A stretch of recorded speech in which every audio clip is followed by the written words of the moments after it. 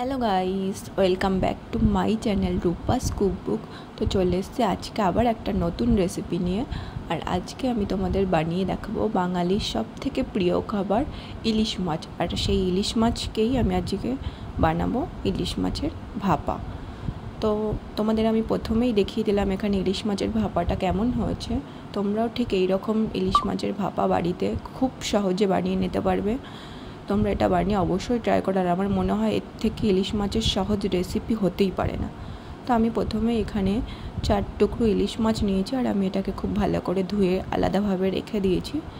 তারপর আমি এখানে একটা বাটি নিয়ে নিয়েছি আর বাটির মধ্যে আমি দিয়ে দেব সর্ষে। আমি এখানে 2 রকমের সর্ষে ইউজ করেছি, প্রথমত সাদা সর্ষে আর কালো সর্ষে। সাদা সর্ষেটা আমি বেশি ইউজ করেছি আর কালো সর্ষেটা একটু কম ইউজ করেছি।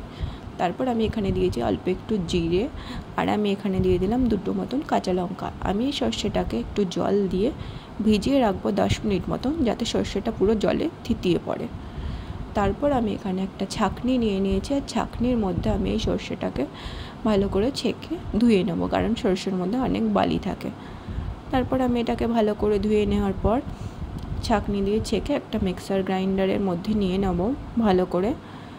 তারপর আমি এই মিক্সার গ্রাইন্ডারে নেওয়ার পর এর মধ্যে অ্যাড করব সামান্য 1 চামচ মতো নুন। আমি পরে নুন খুবই সামান্য ইউজ করব, তার জন্য আমি এখানে 1 চামচ মতো নুন অ্যাড করেছি। এই 1 চামচ মতো নুন অ্যাড করার পর আমি মিক্সিটার যে জারটা আমি এই পেস্টটা ভালো করে নেব। তো আমার এখানে পেস্ট করা অলমোস্ট রেডি হয়ে গেছে। আমি খুব ফাইন একটা পেস্ট বানিয়ে নিয়েছি। তারপর আমি এখানে একটা বাটি নিয়ে নিয়েছি আর এই বাটির মধ্যে আমি যে সর্ষের পেস্টটা করেছি এটাকে খুব ভালোভাবে ঢেলে নেব। এই পেস্টটাকে একটা বাটির মধ্যে বড় পাত্রের মধ্যে ঢেলে নেবে, কারণ এরপর মেন ইনগ্রিডিয়েন্টসগুলো অ্যাড করতে হবে।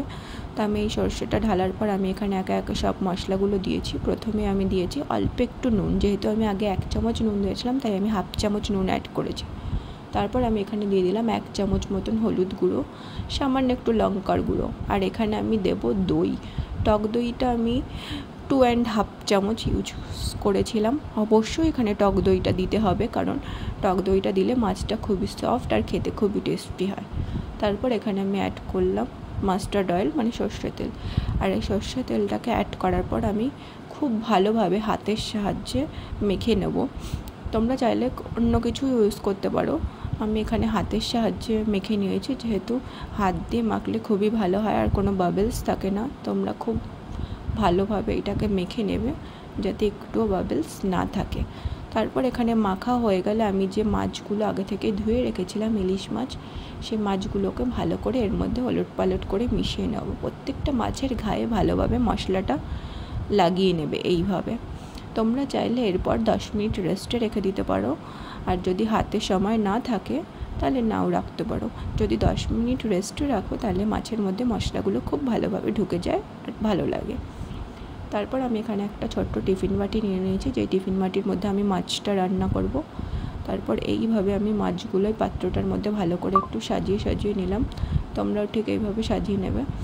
তারপর আমি এখানে যে বাকি অর্ধেকটা মশলা পড়েছিল সেই মশলাগুলোকেও ভালোভাবে এর মধ্যে দিয়ে দিলাম। তারপর আমি এখানে অ্যাড করব কাঁচা লঙ্কা। ইলিশ মাছের উপর যদি কাঁচা লঙ্কাটা দাও ওটা দেখতেও ভালো লাগে, আর খাওয়ার সময় যাদের ঝাল কম বেশি লাগে তারা ওই লঙ্কাটা তুলে খেতে পারে। তারপর আমি এখানে দিয়ে দিলাম সামান্য একটু সর্ষের তেল। এরপর আবার সর্ষের তেল অ্যাড করবে। তারপর আমি ঢাকনাটা দিয়ে দিলাম।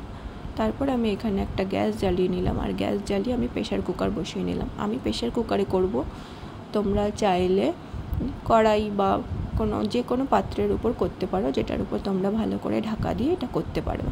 আমি প্রেশার কুকারটাকে আগে 5 মিনিট মতো গরম করে নিয়েছিলাম। তারপর আমি টিফিন বাটিটাকে ঠিক এইভাবে বসিয়ে দিলাম আর তারপর আমি ঢাকনাটা দিয়ে দিলাম। ঢাকনাটা দেওয়ার পর আমি প্রেশার কুকারের ঢাকনাটাও আটকে দেবো। খুব ভালোভাবে আটকে দেবে যাতে কোনোভাবে দিক দিয়েই হাওয়া না পাস করতে পারে, তাহলে মাছটা খুব তাড়াতাড়ি হয়ে যাবে। তারপর আমি এখানে 4 থেকে 5টা সিটি দিয়ে নিয়েছিলাম।